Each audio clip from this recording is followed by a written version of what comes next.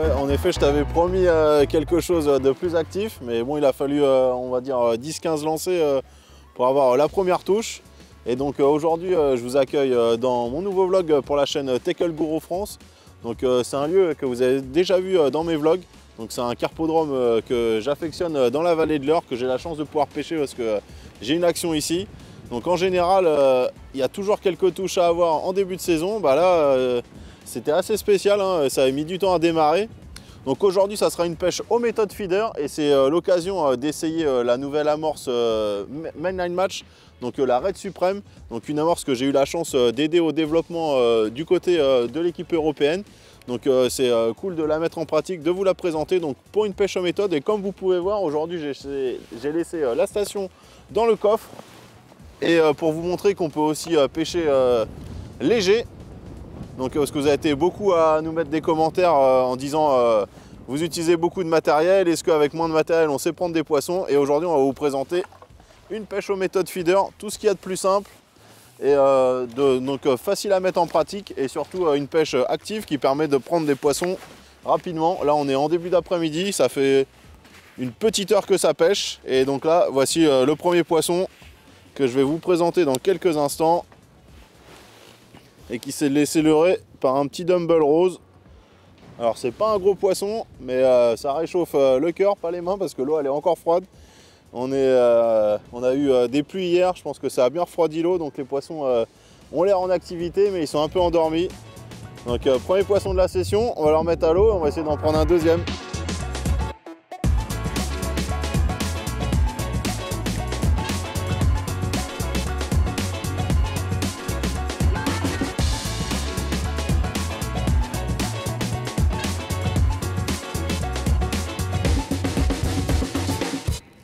Même pas le temps de me poser.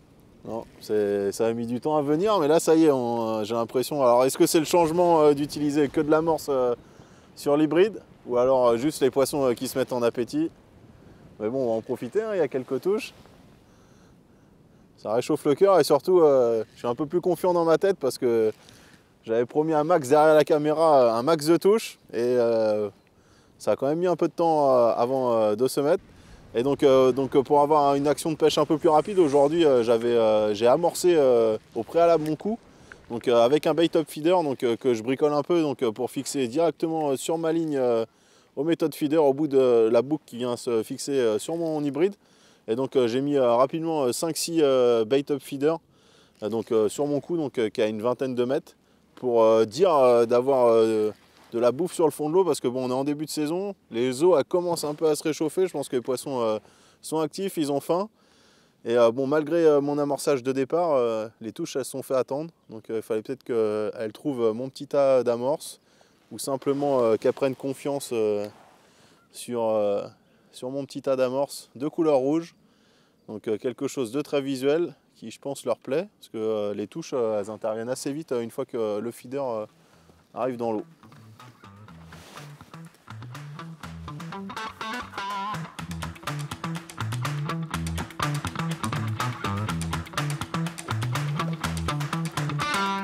Cette carpe elle s'est fait leurrer avec un petit Dumble de couleur rose clair.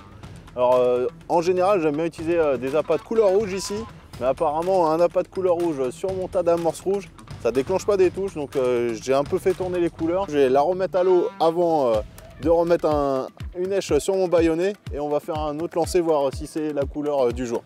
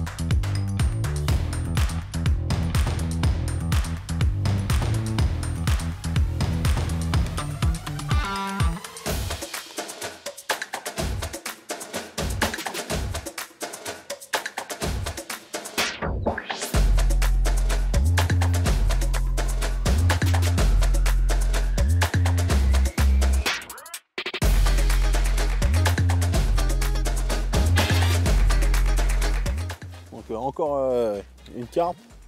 Donc aujourd'hui on a l'impression qu'il faut laisser la ligne pêcher environ 2 minutes pour avoir la touche. C'est ce qu'on a pu voir avec Max qui est derrière la caméra et qui fait le décompte. Et donc c'est venu le moment de vous parler du matériel que j'utilise.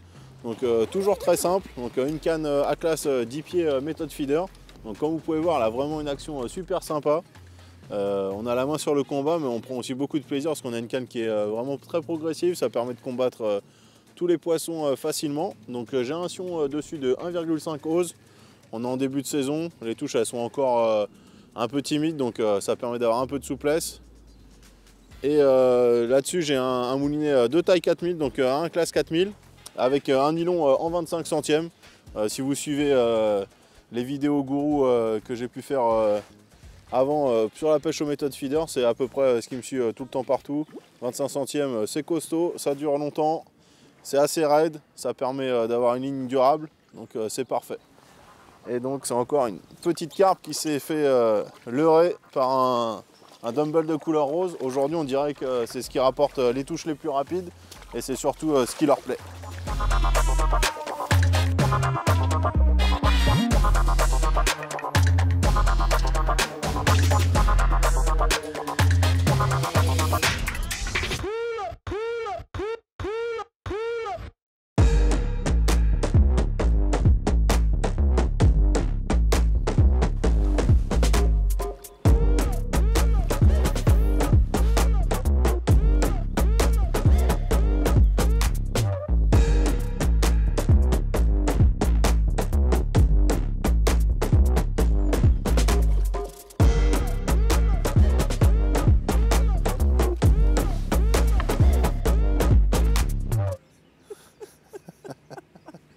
C'est passé quoi Baptiste là? Et ben, on allait faire un plan pour vous expliquer l'amorce et les pelets que j'ai préparés. Et donc j'ai eu la maladresse de laisser mon dumbbell avec mon hybride feeder traîner devant moi.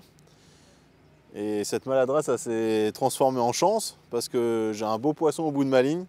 Donc ici souvent dès que la luminosité elle baisse, là on est en fin d'après-midi, les poissons ils ont tendance à se rapprocher au bord. Après je ne vais pas vous cacher que j'aime bien jeter de temps en temps une petite poignée, parce que je sais qu'en fin de journée, il y a moyen d'en prendre une. J'aurais voulu pimenter la chose et le faire en fin de partie de pêche, mais elles ont démontré qu'elles étaient déjà arrivées. Et souvent, c'est des beaux poissons. Et donc là, c'est une belle commune, juste comme celle que je viens de prendre au large, même un peu plus grosse. Et donc ça va que ma canne, elle était bien sécurisée, parce que sinon, je pense que j'aurais perdu ma canne.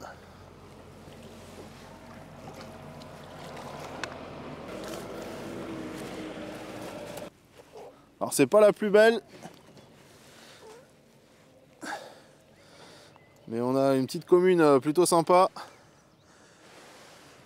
qui est venue nous rendre visite dans les bordures. Alors celle-là elle a vécu, on peut voir, hein. Mais donc faut pas hésiter, même si on pêche en méthode, d'essayer la bordure. Bon là c'était pas forcément ce que je voulais faire, mais bon, ça m'a montré que les poissons ils étaient pas forcément toujours très loin. Bon, je vais la remettre à l'eau parce qu'elle est énervée. Et puis on va vous présenter ce que j'utilise comme amorce et comme pelé aujourd'hui. Donc après la petite erreur de casting et la prise d'une carpe dans mes pieds, donc c'est le moment de vous parler des èches et des amorces que j'ai utilisées aujourd'hui. Donc comme l'installation c'est très simple, donc j'ai mouillé de l'amorce, donc comme je vous l'ai dit au début de la vidéo, aujourd'hui c'était un peu le test de la Red Supreme. Donc nouvelle amorce Mainline Match qui est disponible chez tous les revendeurs dès maintenant. Donc c'est une amorce à base de farine de poisson, de pelés broyés et de céréales, avec une couleur vraiment très rouge comme vous pouvez le voir. Donc pour la mouiller c'est très simple, et aujourd'hui j'en ai pas mouillé beaucoup, j'ai mouillé 2 pintes d'amorce. Donc pour ça j'utilise les boîtes gourou, donc 2 pintes d'amorce sèche, une pinte d'eau. Je mélange, on obtient une soupe très épaisse qui au bout de quelques minutes gonfle, et donc un quart d'heure après on se retrouve avec un bloc que j'effrite sur mon tamis, donc avec une maille de 4 mm, ça permet d'avoir la bonne texture pour pêcher aux méthodes feeder. Et on a une amorce avec la bonne texture et une bonne mouille pour être placée sur des méthodes feeder, avoir une bonne dissolution parfaite. Et donc à ça, quand on pêche aux méthodes feeder, ça rime toujours avec des pelets de 2 mm, donc la Deactivated en 2 mm que j'ai fait tremper 1 minute 30 dans un bait strainer rempli d'eau. Et donc une fois que je les ai égouttés, pendant qu'ils continuaient à gonfler, j'ai ajouté du sirop krill dedans. Ça permet d'augmenter l'effet attractif et surtout d'augmenter le collant des pelés. Et puis le krill, il se marie bien avec l'amorce Red Supreme. Et donc pour mettre à l'hameçon, aujourd'hui j'ai une sélection de mainline match des wafters, donc des petits wafters de 8 mm. Donc je suis resté sur du diamètre en 8 mm parce que ça permet de ne pas sélectionner la taille des poissons et c'est assez passe-partout. Et aujourd'hui celui qui marche bien, c'est le tuna avec une couleur rose pétante. Donc d'habitude ici j'utilise des pelés de couleur rouge, mais apparemment un pelé rouge sur mon tapis d'amorce rouge ça leur plaît pas et il faut avoir une èche bien voyante. Et donc là un petit rose pétant, ça a l'air d'être ce qui donne le plus de réussite aujourd'hui.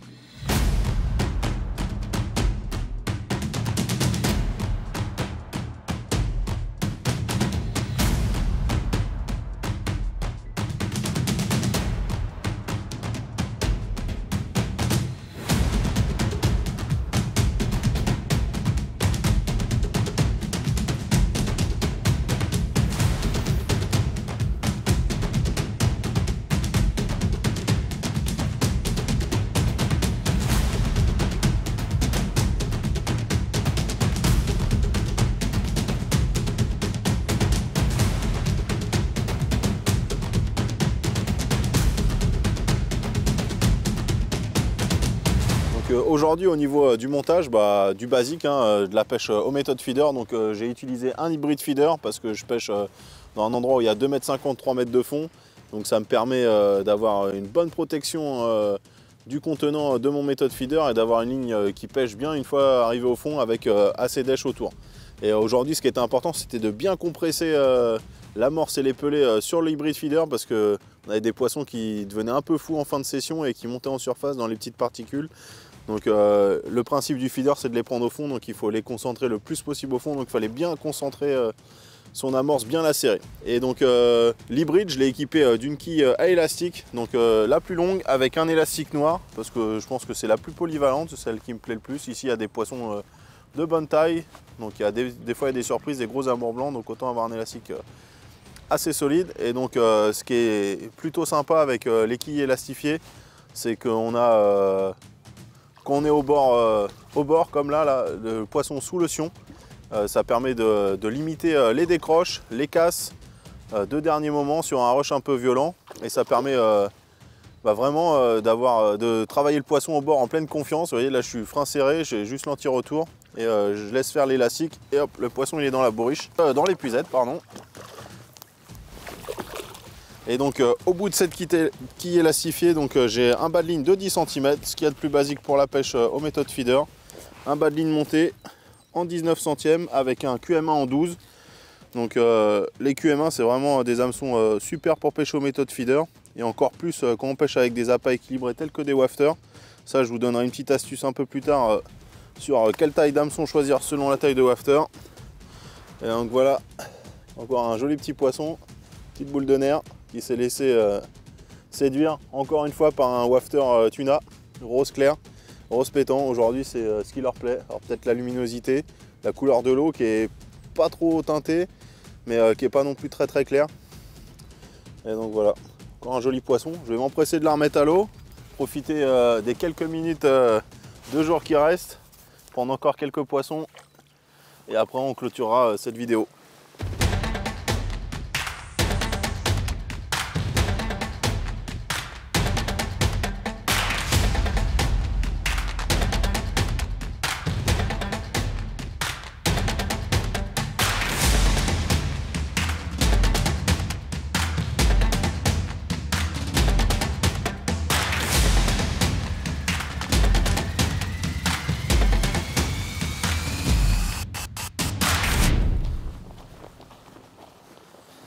Donc une petite pause pour reposer les bras parce qu'il y a eu pas mal de touches. Donc au niveau des wafters, vous savez qu'il y a différents diamètres de wafters. Donc chez Mainline Match, on a du 6, du 8 et du 10 mm. Donc ce qu'il faut, c'est bien adapter la taille d'hameçon que vous utilisez selon le diamètre du wafter que vous utilisez pour qu'il soit parfaitement équilibré et qu'il ne décolle pas votre hameçon. Donc moi j'ai une petite routine assez standard. Donc pour du 6 mm, j'utilise un hameçon de 14. Donc aux méthodes feeder, j'utilise beaucoup les QM1. Donc c'est la référence. Un hameçon de 14 QM1 pour du 6 mm, un 12 comme j'utilise aujourd'hui, donc pour du wafter de 8 mm et un hameçon de 10 pour du wafter de 10 mm. Donc ça vous permet d'avoir une présentation parfaite et d'avoir un accrochage de l'hameçon dans la bouche du poisson vraiment parfaite. Donc quand j'utilise des appâts équilibrés donc tels que des wafters comme aujourd'hui, j'utilise toujours un bâillonnet donc pour fixer mon wafter, connecter mon wafter à mon bas de ligne. Donc toujours avec un QM1, là taille 12 pour un 8 mm. Donc c'est très facile de placer le wafter. Donc les wafters mainline match ils sont vraiment tendres, donc c'est super facile à les placer sur un bâillonnet. Et donc pour vérifier si l'équilibrage il est parfait, j'ai toujours un petit bac avec de l'eau à côté de moi. Et donc je viens poser mon wafter au fond de l'eau. Et là je vois qu'il se pose parfaitement au-dessus de mon hameçon. Donc j'ai une présentation parfaite et je sais que mon hameçon va parfaitement se placer dans la bouche de la carpe.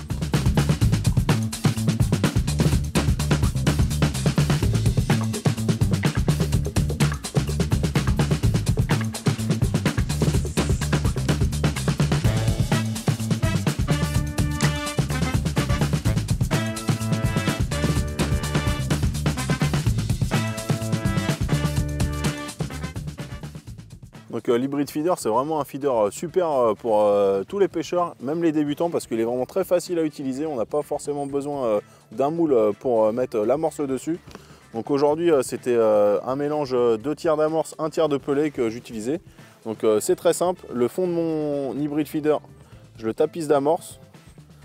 Et là c'est une couche que je vais faire vraiment ferme, comme ça une fois qu'il arrive au fond de l'eau, je suis sûr qu'il y a toujours de l'amorce autour de mon èche. Après je viens de plaquer mon hameçon sur cette couche dure et je viens le recouvrir d'amorce et de pellet avec une légère pression. Et comme ça c'est ce qui va se déliter une fois que ça va arriver au fond de l'eau et ça va permettre d'avoir une présentation parfaite. Donc il ne faut pas hésiter à rajouter plusieurs couches, avoir quelque chose d'aérodynamique comme ceci. Et maintenant ça va être mon dernier lancer et je vais lancer à mes pieds pour vous montrer que c'est pas un coup de chance. Tout à l'heure quand j'ai pris une carpe avec un peu de chance sous le sion de ma canne, je suis sûr qu'en fin de journée elles arrivent ici. Donc c'est parti, un petit balancier, hop, c'est au fond.